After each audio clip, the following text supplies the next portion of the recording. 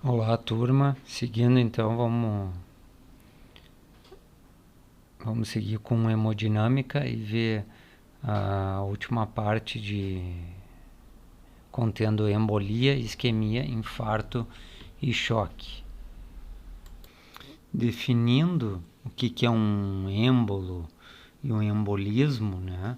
Um êmbolo é todo tipo de material, ele pode ser sólido, líquido ou gasoso que dentro do nosso sistema vascular ele vai viajar, né, a jusante ou distalmente da onde ele penetrou ou se iniciou, né, ou foi gerado, que em determinado ponto vai obstruir, né, o sistema vascular, ou totalmente, geralmente totalmente, né, ou parcialmente. Uh, 95% dos êmbolos são de origem tromboembólica. Então a gente viu trombose antes, né? E a gente viu ali uma das complicações da trombose se fragmentar, se soltar e virar um tromboêmbolo, né? Então, quando um pedaço de um trombo se solta, ele vira um êmbolo, aí ele viaja a jusante, da onde ele se originou, geralmente impactando no sistema vascular num local onde a gente vai ter um vaso de menor calibre e ele tem a capacidade, então, já que ele é uma massa que está presente dentro do sistema vascular, de obstruir esse vaso, causando algumas repercussões.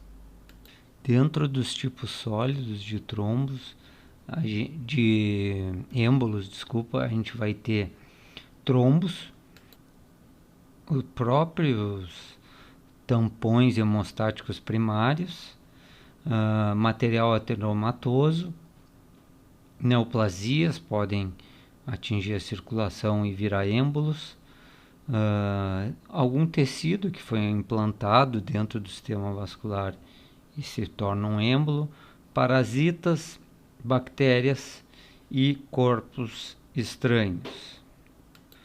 Um material mais líquido ou amolecido, como gordura, líquido amniótico e medula óssea, também tem a capacidade de obstrução, de causar, se tornar êmbolos. E também gases, né? Material gasoso pode entrar na circulação, como ar, um gás que se forma em descompressão, pode então atingir a circulação e obstruir vasos também. Alguns êmbolos podem estar infectados, então eles se tornam êmbolos sépticos, né? Então a gente tem uma outra visão de êmbolos que classifica em estéreo infectado. E na definição, quando a gente define que é uma viagem ajusante, né, ela nem sempre é a verdadeira, porque algumas coisas podem estar presentes na circulação que vão fazer essa expectativa, né, de viagem jusante mudar. Então, por exemplo, uma troca na circulação numa comunicação interatrial. Um êmbolo que vem da veia cava inferior pode, dentro da cavidade atrial, trocar de lado e passar para o átrio esquerdo, né? E naquela expectativa de um trombo venoso que vai para o pulmão, paradoxalmente, então ele vai atingir a circulação sistêmica e vai voltar para a periferia e causar, por exemplo, um AVC saindo pelo ventrículo esquerdo, tá? Então isso aí é uma troca de algo que a gente estava esperando, então a gente disse que esse êmbolo teve um embolismo paradoxal, né? E eventualmente também alguns êmbolos podem de forma retrógrada então causar algum tipo de obstrução. Entrando nos tromboêmbolos, os arteriais, né, que vão geralmente se distribuir de forma sistêmica e impactar na periferia, são originados na sua maior parte no coração. A gente vai ter o trombo mural e também o trombo que está presente associado às válvulas aórticas. Para se distribuir de forma sistêmica, esses trombos vão estar se originando, né, do lado esquerdo do coração. Depois do coração a gente vai ter as artérias como origem desses trombos sistêmicos, né? Eles vão estar presentes ou se formando principalmente em placas de ateroma, aneurismas e veia pulmonar. O efeito sistêmico de uma obstrução de uma artéria, a gente sabe, né, que vai ser o infarto. A gente vai ver em mais detalhes a seguir, mas o infarto, né, vai causar uma obstrução, a falta de circulação vai levar então à falência distal daquilo, a necrose, né, daquela porção que deveria estar sendo irrigada. Então, membros inferiores são um dos principais locais de impactação. Infarto do miocárdio, quando obstrui uma coronária. Infartos no baço, rim, cérebro, causando, né, AVC e intestino. Outros efeitos que podem acontecer são a formação de aneurisma na região e, né, dependendo do local de obstrução, pode levar à morte súbita do paciente. O trombo de origem venosa, né, mais comumente, já que o local mais comum são em veias profundas dos membros inferiores e da pelve, vai ser a impactação no pulmão. Mas, eventualmente, a gente tem formação de trombo em membros superiores, no seio cavernoso cerebral e no lado direito do coração. E o efeito, então, como eu já mencionei, vai ser a obstrução da circulação arterial pulmonar, já que ali tem uma rede capilar bem pequena, né? Grandes ramificações vasculares, então em algum momento vai impactar ali antes de, vamos dizer, tentar passar para a circulação do lado esquerdo do coração. No tromboembolismo pulmonar, a gente vai ter o tromboembolismo venoso como origem mais frequente, tá? É uma condição que pode ser fatal e ela pode acontecer tanto em paciente que chega ambulatorialmente, quanto no paciente que chega na emergência ou mesmo ele está hospitalizado. Isso porque podem estar chegando êmbolos pequenos, né, e aos poucos estarem dando sintomas pulmonares, então pequenos êmbolos chegando, até como êmbolos muito grandes estarem chegando e né, causando uma grande repercussão súbita no paciente que está sofrendo de tromboembolismo pulmonar. A etiologia, né, principal são das veias profundas dos membros inferiores. Então, veia poplítea, femoral e ilíaca são as principais origens do tromboembolismo pulmonar. E isso acontece por causa daquela tríade de Virchow que a gente já viu anteriormente. Principalmente estase venosa nesse local, associada a estados de hipercoagulabilidade, são bem comuns em mulheres, né? Vão estar ali funcionando como mecanismo patogênico principal para desenvolver trombose nessas veias. Mas, eventualmente, né, a gente pode ter trombo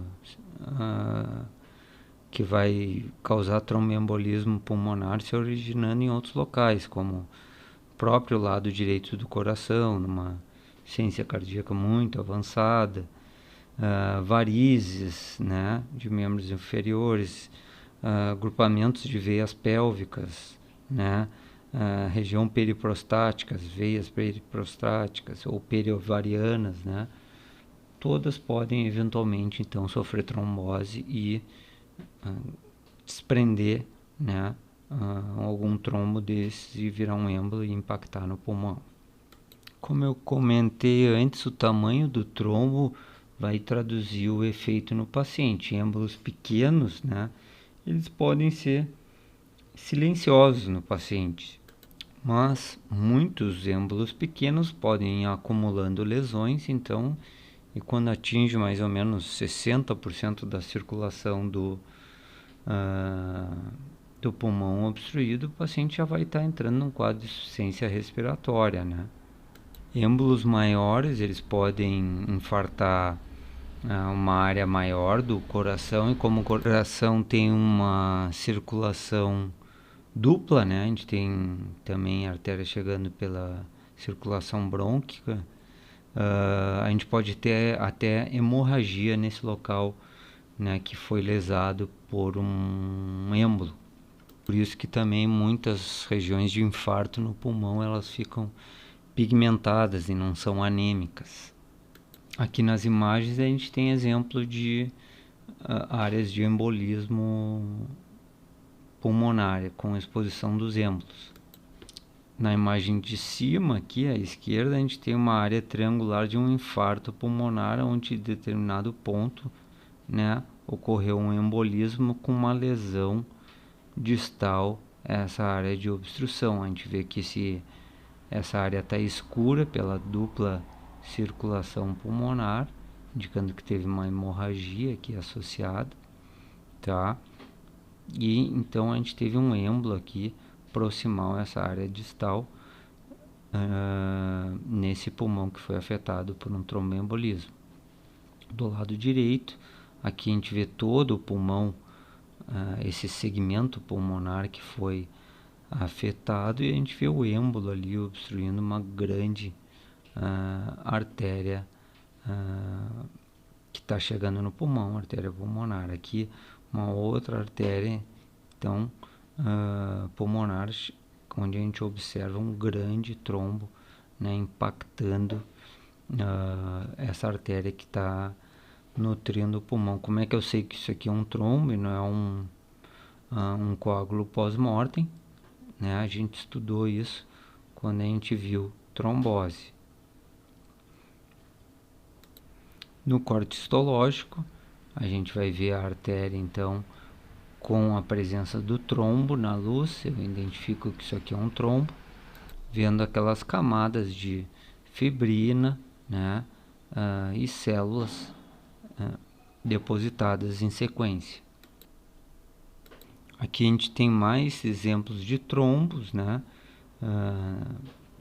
atingindo a circulação pulmonar. A gente vê nitidamente as linhas de Zange, o trombo em corte histológico, e enfatizando também então que trombos maiores podem causar, né, uma área de infarto pulmonar, né, principalmente se o paciente já tem uma condição de base, algo que favoreça, né, não responder bem com a dupla circulação, e a recorrência, então múltiplos tromboembolismos pulmonares vão causar lesões crônicas no pulmão, podendo levar a hipertensão pulmonar, né, e tendo um efeito a posteriori no coração.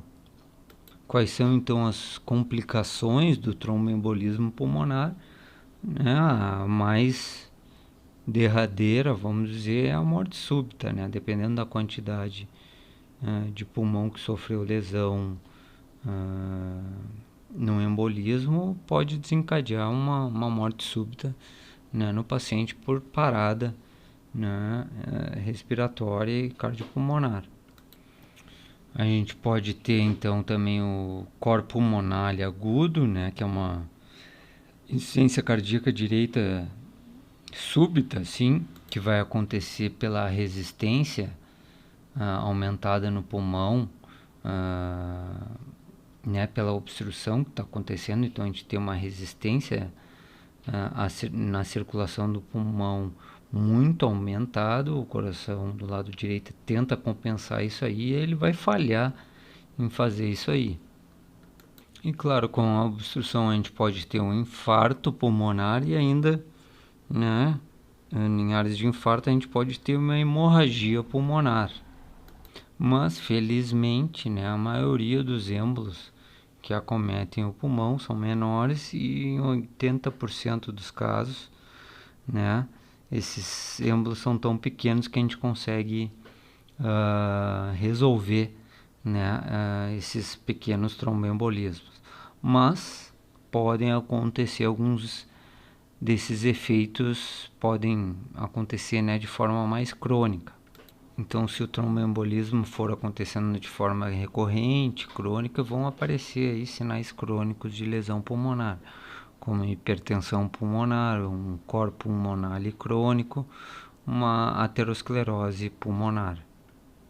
No tromboembolismo sistêmico, então, o êmbolo vai impactar na circulação arterial. Então, membro inferior é o local mais frequente de impactação. Depois a gente vai ter outros locais como rins, baço, fígado, cérebro e intestino. As origens a gente já comentou, a maior parte é originada no coração e depois o segundo mais frequente é na aorta. Mais aqui alguns exemplos dos outros tipos de êmbolos. Todos esses exemplos, os êmbolos estão impactando no pulmão, tá? Aqui a gente tem um embolismo de medula óssea, aqui também, né? Aqui embaixo de uma gordura, então isso aí pode surgir em fraturas, né? Qualquer manipulação ou biópsia de medula óssea, então podem surgir esses tipos de êmbolos e impactarem lá no pulmão. Aqui a gente tem membranas amnióticas impactadas no pulmão, e aqui embaixo na esquerda a gente tem um êmbolo neoplásico, então uma neoplasia se desprendeu e obstruiu um vaso no pulmão também. Agora a gente vai definir mais dois termos que andam sempre juntos, vamos dizer, que são isquemia e infarto. Isquemia é a deficiência de suprimento sanguíneo tecidual suficiente para manter a necessidade metabólica basal para a homeostase daquela célula ou daquele tecido ou daquele órgão.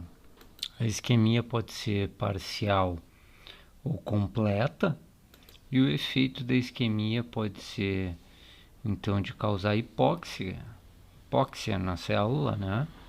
Que pode acontecer pela diminuição do aporte de oxigênio ou pela diminuição da presença de hemoglobina no sangue, então num cenário mais anêmico, uma estagnação do fluxo, né? O fluxo diminuído, então vai diminuir aporte, e por uma própria diminuição da captação da própria célula, né? Então, uma hipóxia histotóxica. Um outro efeito pode ser, então, uma desnutrição celular, então falta aporte de alguns elementos como, né, a glicose, aminoácido, da onde a gente tira energia também, e também a retirada dos metabólitos. Então, suprimento inadequado também impede a remoção do nosso metabolismo, né, dos produtos do metabolismo. Então, isso aí também é danoso para a célula. E o que causa isquemia, né? Quais são os agentes etiológicos? É bom enfatizar aqui que as mesmas causas de isquemia vão ser as causas de infarto, que a gente vai ver a seguir. Então, as causas cardíacas, então, uma parada, um bloqueio, uma fibrilação no coração podem então causar isquemia. Lembrando, né, que a gente tem células mais sensíveis que outras, e que num cenário de parada cardíaca, que é grave, por exemplo, por um tempo considerável, a gente pode chegar né, até um infarto, uma morte cerebral, né, uma área cerebral, dependendo do tempo de isquemia, né? Então, um tempo rápido de isquemia, a gente perde a consciência. Chegando perto de uns 4 minutos de isquemia cerebral, a gente tem já dano irreparável, algum grau de lesão celular irreversível, né? Necrose cerebral. E com 8 minutos, então, aproximadamente, a gente pode entrar já num cenário de morte cerebral generalizada. Seguindo, a gente vai ter isquemia arterial originada com trombos, em êmbolos por vasoespasmo, hipotermia, arteriosclerose, vasculites, trauma vascular, ligaduras vasculares, torniquete, torção, tudo isso aí pode então dar algum grau de isquemia arterial. Do lado venoso a gente vai ter tromboses, varizes, hérnias, torções e intuscepção intestinal. Na microcirculação a gente pode ter oclusão por hemácias, por exemplo, em cenários de anemia falciforme, em quadros leucêmicos, em quadros onde a gente tem muita proteína sendo depositada, como fibrina, crioglobulinas, embolias gordurosas e gasosas, vasculites de pequenos vasos, além de sepse e também um decúbito prolongado. O grau de severidade vai depender do padrão vascular anatômico de circulação presente ali no local que foi afetado. Numa circulação terminal sem anastomose, por exemplo, no rim, na retina ou no baço, a gente pode ter infarto imediato. Numa circulação terminal com alguma anastomose, por exemplo, delgado, estômago, cólon distal e algumas coronárias, a gente pode ter lesão relativa. Outros locais, então, que são bem resistentes, são mais resistentes por ter uma circulação paralela, como o cérebro e o antebraço, e ainda alguns locais têm circulação dupla, né, como o pulmão e o fígado. O status de base do paciente, né, o status cardiovascular, principalmente de base do paciente, vai influenciar também. Então, um paciente com anemia, aterosclerose, insuficiência cardíaca, algum tipo de sangramento, né, todos esses pacientes vão sofrer mais com a isquemia.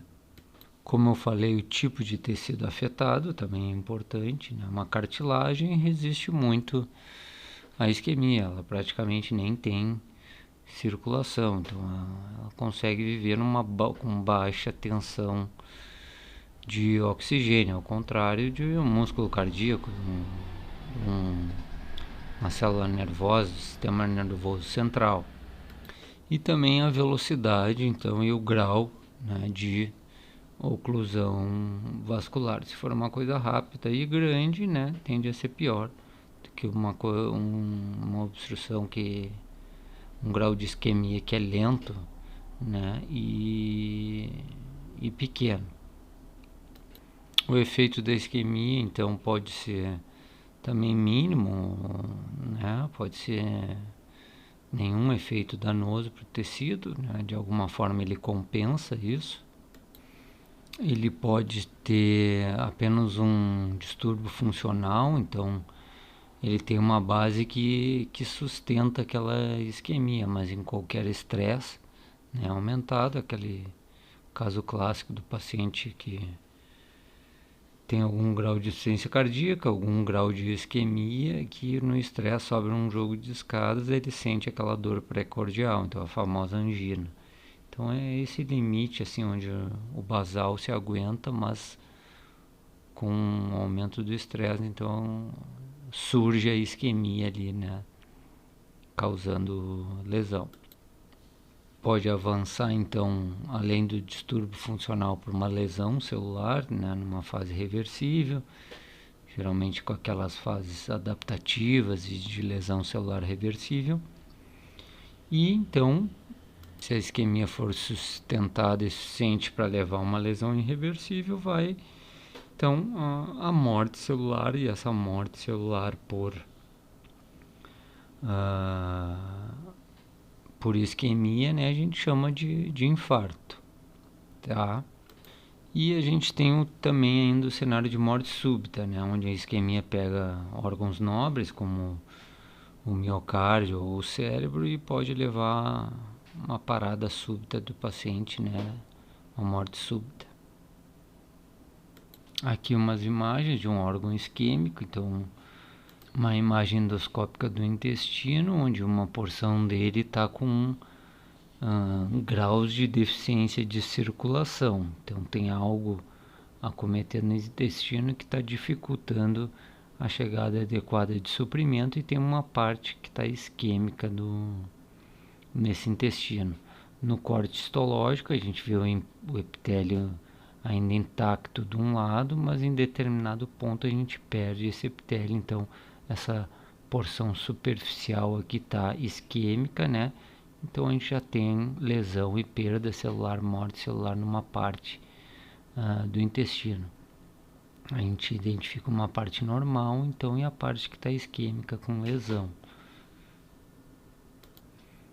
Aqui um quadro mais visual, então, da angina, onde a gente tem uma obstrução vascular, né, que diminui o suprimento sanguíneo, e, né, quando o paciente está estressado, ele precisa de um aporte maior para manter o metabolismo adequado, e esse aporte não consegue chegar, então ele vai sentir aquela dor pré-cordial. Mesma coisa, né, no intestino. Pode ter uma obstrução e isquemiar algumas áreas do intestino que estão sendo supridas por aquela região que está em parte bloqueada. Então, com algum estresse aumentado, pode infartar um segmento desse intestino. Seguindo então nesses dois termos que andam junto, o infarto é uma área localizada de necrose tecidual secundária à diminuição do fluxo sanguíneo, né? Ele vai se seguir a isquemia. Então, uma isquemia total, completa, né, por um tempo suficiente, vai levar a um infarto celular ou tecidual ou de algum órgão. Os agentes etiológicos são basicamente os mesmos da isquemia, e ainda a gente pode categorizar o infarto. A gente pode classificar ele, por exemplo, como anêmico ou hemorrágico. Depende de algumas condições circulatórias, se o local tem uma circulação dupla, né, ou se teve uma hemorragia na região para causar esse infarto. Isso aí pode pigmentar ou não essa área de infarto, que geralmente é mais clara, né? Por isso que a gente usa o termo anêmico também. Se ela é recente ou tardia, então a gente pode identificar um infarto na fase mais aguda ou numa fase mais tardia, né? Uma fase já organizada ou reparada. E o infarto pode ser séptico, né? Ou não séptico, ou brando, né? Então ele pode estar infectado ou não essa zona de infarto. Na patogênese do infarto vai seguir mais ou menos uma resposta inflamatória, né? A gente vai ter no início hiperemia na região, a gente vai ter aumento de permeabilidade vascular, onde a gente vai ter edema, hemorragia. A partir daí a gente vai ter lesão celular até, né, a morte celular e necrose, né? Com isso as proteínas vão ser liberadas, vão gerar uma resposta inflamatória ainda maior ali, né, aquele caráter agudo para vir e organizar isso aí, né, formar o tecido de granulação para depois reparar né, essa região que foi infartada. Morfologicamente ela se apresenta de forma diferente dependendo do órgão afetado. Num órgão sólido pode se apresentar em forma de cunha, por exemplo, é bem clássico no rim. Aparecer em forma de cunha. Numa víscera oca, um segmento do intestino, geralmente tem um padrão mais segmentar, onde aquele suprimento, né, tá afetando, né, tá sendo afetado pela essa zona de infarto. Então aquela área onde o infarto aconteceu segue então o suprimento que ele estava recebendo. O infarto que ocorre de causa arterial geralmente tem um caráter de ser mais pálido, já que houve uma obstrução, né? E o venoso ele vai acontecer num caráter mais hemorrágico, já que houve uma obstrução e a gente vai ter estase daquele sangue na circulação venosa e a gente não tem mais retorno venoso, né? Com o tempo, então aquele tecido vai infartar e como tem sangue presente, ele vai ficar mais hemorrágico, essa zona de infarto. Mas com o tempo, né, os infartos eles tendem a ficar mais claros. Por quê? Porque primeiro as hemácias que estão ali elas vão lisar, né, e a gente vai ter algum grau de organização tentando ser feito ali naquela região. Tem alguns locais que a gente vai ter algumas exceções, principalmente locais com dupla circulação. Então pode ficar acontecendo hemorragia ali, pigmentar, né? Pulmão é um exemplo. E morfologicamente, né, na micro, o que a gente vai ver? A gente vai ver aquela necrose coagulativa que a gente já viu. Né? Dependendo do local, pode ser e da resposta inflamatória que está acontecendo, pode ser um pouco maior e ficar mais liquefativa. Mas geralmente é no padrão mais coagulativo, tá? Sempre lembrando que necrose, né, vai gerar uma resposta inflamatória. Aqui dois exemplos, então na esquerda um rim com uma zona de infarto, a gente teve uma obstrução e a gente tem aquele infarto piramidal, claro, com uma resposta inflamatória na borda dessa zona de infarto, já tentando vir e organizar isso aqui. Então essa área parda do infarto anêmico que aconteceu por alguma obstrução que aconteceu nessa porção mais proximal aqui. O rim tem uma circulação término-terminal, né? Então chega, obstruiu nesse ponto proximal, a distância então distalmente, de forma piramidal, vai surgir essa zona de infarto. Aqui do lado direito, o pulmão da mesma forma. O pulmão pigmenta um pouco mais a zona de infarto, tá? A gente tem uma obstrução proximal e uma zona grande de infarto pulmonar. Aqui não tem um caráter tão anêmico no pulmão, né? Ele fica mais pardo escuro pela dupla circulação. Aqui um baço com o mesmo padrão de obstrução e necrose piramidal. A gente tem umas zonas mais anêmicas, outras pigmentadas. Aqui teve hemorragia no meio, então pode variar, sim, a apresentação do infarto.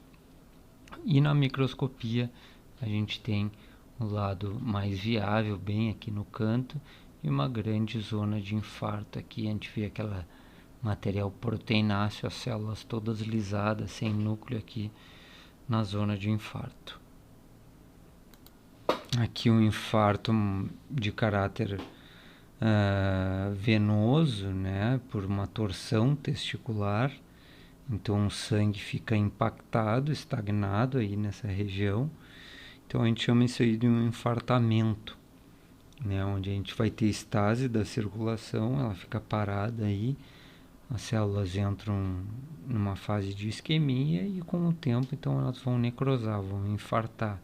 O tecido fica bem pigmentado porque não tem movimentação da circulação aí, porque torceu o pedículo do testículo, né? E ele fica todo pigmentado, porque as hemácias vão romper, vai ficar todo esse pigmento aí, né? Que tem dentro das hemácias, hemoglobina, tudo, fica pigmentando, né, toda essa região que está infartada no testículo. Nos túbulos do testículo a gente só vê sombras de células, né? A gente vê que não tem núcleo, nada, então uma extensa necrose coagulativa. E agora o último conceito dessa aula, a gente vai tratar de choque, né? Choque é o colapso circulatório cardiovascular, né, que se caracteriza por hipotensão e hipoperfusão. O choque circulatório verdadeiro, né, é aquele choque mais avançado, né, não um choque primário que a gente chama, o inicial, que acontece de forma reflexa, né, e que é transitória, tipo uma resposta vasovagal, onde a gente vai se apresentar com uma perda de consciência por poucos segundos, uma fraqueza ou palidez, tá? Isso aí acontece principalmente por redução do retorno venoso em casos de uma vasodilatação neurogênica ou estagnação do sangue na periferia, numa dor severa, num susto muito grande, né? Uma tristeza emocional, uma ansiedade muito grande e aguda. Então pode ter esse reflexo ali e causar um tipo de choque transitório. Agora o choque verdadeiro, né, ele vai ter algumas causas. Pode ser de origem hipovolêmica, né, quando a gente perde muito volume sanguíneo. Ele pode ter uma origem cardiogênica, onde o nosso coração, de forma, na verdade, de várias formas, pode não ser suficiente para gerar volume, gerar uma fração de ejeção efetiva, né? Então, de várias causas. Ele pode ser séptico ou toxêmico, né? Onde uma infecção generalizada está levando o paciente a um quadro de hipotensão e hipoperfusão. Esses seriam os três principais, né?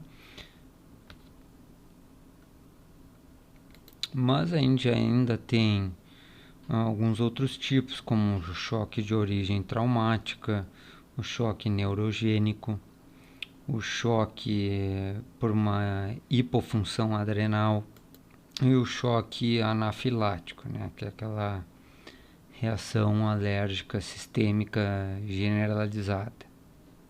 E quais são os mecanismos básicos de um cenário de choque que em todos os casos vão culminar com hipotensão e hipoperfusão? A gente vai ter uma redução do volume sanguíneo circulante de forma efetiva, então a gente vai ter uma diminuição do volume sanguíneo ou do débito cardíaco. Então a fração de ejeção, a quantidade de sangue que está saindo do coração vai estar diminuída. Consequentemente, a gente vai ter redução do suprimento de oxigênio para as células e para os tecidos, né, que também consequentemente levam a uma anóxia e lesão celular. E a gente vai ter uma liberação de mediadores inflamatórios de forma generalizada, que geralmente cursam com uma vasodilatação periférica e estagnação do sangue na periferia. Isso aí leva a hipotensão também, né? E o paciente então não tem tensão na periferia para fazer troca e não tem débito cardíaco. Então esse cenário entra num ciclo vicioso que pode culminar com o óbito do paciente. Em alguns cenários de choque, né, as próprias toxinas, por exemplo, num choque séptico, as próprias toxinas podem fazer esse efeito generalizado, né, de funcionar como mediador inflamatório que vai levar essa resposta maciça periférica, né, que vai levar à hipotensão do paciente, deixando o sangue estagnado na periferia. No choque hipovolêmico, a gente vai ter como causa mais comum traumas, cirurgia, queimaduras, né, extensas e desidratação. A severidade vai depender, claro, do volume perdido, né, para essa hipovolemia. Então, quando o paciente sofre hemorragia, ele vai diminuir o volume de sangue que está presente na circulação. Naturalmente, a gente já vai ter efeitos clínicos quanto a isso. O paciente vai já se tornar taquicárdico para tentar compensar essa perda de volume, né? Essa perda de volume diminui o retorno venoso cardíaco. Diminuição do retorno venoso já diminui, entramos numa hipotensão e diminuição do débito cardíaco. Nesse momento o paciente já vai estar oligúrico, porque ele vai estar tentando manter tudo que é tipo de volume que ele pode conseguir no organismo, mas o suprimento de oxigênio já vai estar afetando a célula e as células já vão estar entrando em anóxia. A partir daí o paciente já vai estar agitado, né? Vai estar confuso, letárgico, já vai estar sem força, e a partir desse ponto pode entrar naquele ciclo de liberação de mediadores inflamatórios, né? Que vão ainda vasodilatar a periferia, estagnar mais ainda o sangue, né? Vamos dizer, piorar o cenário hemodinâmico do paciente, então levando a um choque, né? Num cenário que é difícil, que a gente tem uma difícil resposta a medicamentos né, dependendo do cenário e da severidade, as medidas, né, para compensar o choque. No choque cardiogênico, a volemia em tese vai estar normal, né? Mas a gente vai ter uma insuficiência do coração para bombear, né? Para ter o débito cardíaco. A etiologia mais comum é o infarto do miocárdio, mas ainda arritmias, um tamponamento cardíaco, uma obstrução, né, pode também levar ao choque cardiogênico. A sequência patogênica é mais ou menos parecida com o choque hipovolêmico. A gente vai ter diminuição do débito cardíaco, seguido por diminuição do fluxo e aporte de oxigênio na periferia. A gente entra em anóxia, vem a sequência então de liberação de mediadores inflamatórios, vasodilatação periférica, estase, né? E já um cenário então de hipotensão e hipoperfusão, tá?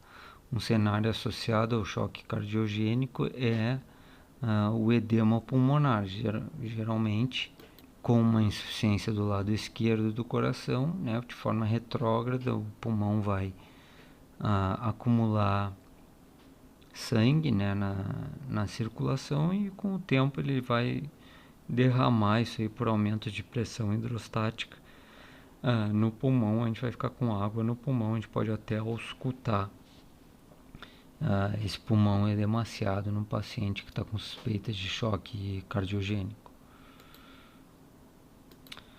O choque séptico, então, ele vai acontecer por infecção generalizada, comumente por bactérias gram-negativas ou positivas ou fungos. Elas podem se originar de diversos locais, mas principalmente trato genito-urinário, trato alimentar, respiratório e da pele. De forma resumida, o que acontece no choque séptico, né? Qual é a patogênese ali que está acontecendo? É uma liberação de mediadores químicos de forma generalizada. A gente às vezes escuta isso por uma tempestade, né? Um storm de liberação de mediadores químicos, que vão desde mediadores envolvidos em vasodilatação, em aumento de permeabilidade, em estimulação da formação de trombos, né, de ativação, de coagulação. Tudo isso aí vai estar acontecendo e vai estar entrando num ciclo vicioso que em determinado ponto isso aí é muito danoso para o paciente. O sangue vai estagnando na periferia por uma vasodilatação sistêmica, né, generalizada. Isso aí vai então gerando até um grau de choque hemodinâmico, então diminui a pressão do paciente, ele já não fica responsivo muito a medicamentos. A gente pode ativar, por exemplo, a coagulação na microcirculação e entrar num cenário de coagulação intravascular. Então, uma série de efeitos sistêmicos pela liberação generalizada desses mediadores vão levar a esse cenário de hipotensão e hipoperfusão no paciente, que geralmente não é responsivo, né, a mesma resposta né, antimicrobiana que está sendo tentada nesses pacientes. Chega um ponto que é bem difícil reverter um choque séptico. Então a sequência seria uma vasodilatação com aumento de permeabilidade vascular e estagnação do sangue na periferia.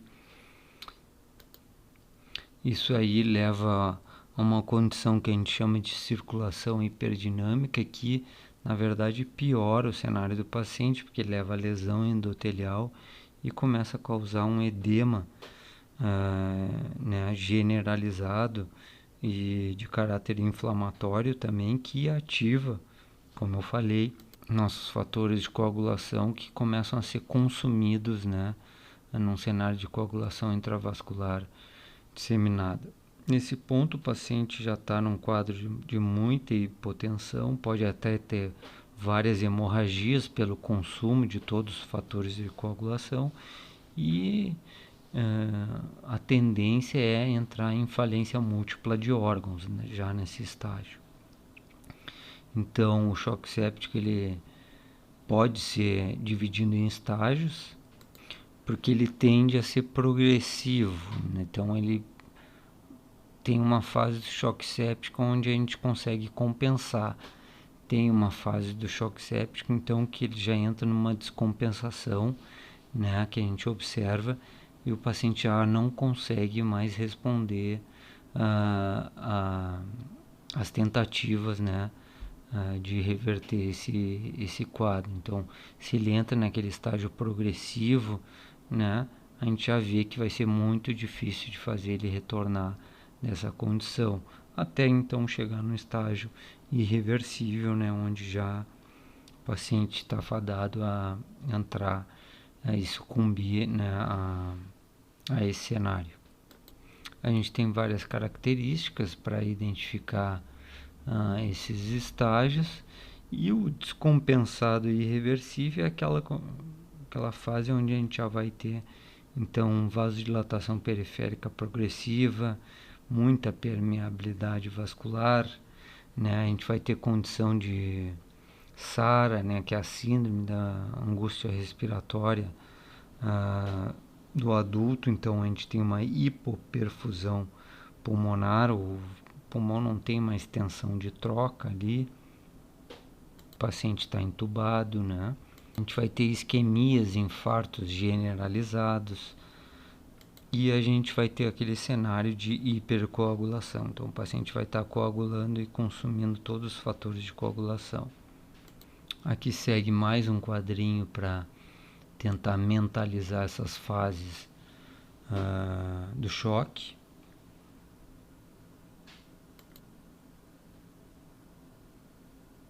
E morfologicamente, como é que a gente vai identificar sinais de choque, né? São os sinais então que vão acontecer por hipóxia, né? Então por necrose tecidual. Isso aí vai acontecer de forma generalizada em regiões como cérebro, coração, pulmão, rim, adrenal, fígado. Então vários órgãos vão sofrer, os mais nobres, né, os mais sensíveis, né, sofrem antes. Então no pulmão a gente vai ter vários achados, né? A gente pode ter edema pulmonar, a gente pode ter membrana hialina sendo formada, né? A gente tem trombose capilar. No rim a gente vai ter necrose tubular, em adrenal a gente vai ter necrose hemorrágica. No trato gastrointestinal a gente vai se apresentar com úlceras. Todas essas necroses então vão ir complicando o cenário do paciente. Quanto mais abundante isso aí for acontecendo, mais difícil vai ser de compensar isso aí e resolver o problema. Em determinado ponto, dependendo dos locais mais comuns, a gente pode ter uma insuficiência hepática, por exemplo, por perder uma boa parte do fígado, né, num cenário de choque. Ou uma insuficiência pulmonar. Então a gente vai ter vários locais que sofrem, claro, tem alguns locais que sofrem mais, só observar aí os locais de maior sofrimento descritos aqui nesse quadro. Aqui num paciente que foi a óbito de choque pulmonar, de choque, né? A gente tem o pulmão do paciente aqui demonstrando um cenário de SARA, né? Então, de síndrome de angústia respiratória do adulto, né? Onde a gente tem membrana hialina, de dano alveolar difuso, então a gente perdeu todos os alvéolos, a gente tem esse exudato fibrinoso e inflamatório na superfície dos alvéolos, a gente tem edema e congestão vascular. Aqui embaixo a mesma imagem, então essas membranas recobrindo os alvéolos, então aí não vai ter troca, né, de oxigênio, o paciente entra em insuficiência pulmonar. Aqui uma imagem de uma necrose de adrenal por um tipo de choque também, né? Pode ser choque cardiogênico, pode ser choque hipovolêmico, né? Aqui a gente não tem a causa, a gente só tem, né, a autópsia do paciente demonstrando uma grande necrose aqui nas adrenais. Elas estão associadas aos rins, aquela glândula endócrina que está acima dos rins, e ela está com uma necrose hemorrágica, está preta. Um exemplo aqui de paciente que sucumbiu também por choque, né, um rim com necrose tubular, né, uma nefrite bem extensa assim, onde a gente tem várias zonas de necrose aqui nesse rim, aparecendo como essas lesões mais, vamos dizer, pardo avermelhadas no rim, pegando uma fase bem avançada de lesão por choque. Clinicamente a gente tem alguns sinais e sintomas do choque ali, né, bem típicos. Então, uma hipotensão severa não responsiva, o paciente vai estar hipotérmico, pulso irregular, bem fraco, né? Vai ter uma respiração bem superficial e não profunda, vai ter uma face pálida, olhos fundos, uma fraqueza, né? Ele vai ter uma pele fria. Então tudo isso aí é condição clínica que a gente examina e consegue ver que o paciente está num cenário bem grave, né, de choque. Como eu comentei antes, as principais complicações no choque, então, são a síndrome da angústia respiratória aguda, a coagulação intravascular disseminada, a insuficiência renal aguda, e na fase terminal, né, a síndrome de disfunção de múltiplos órgãos.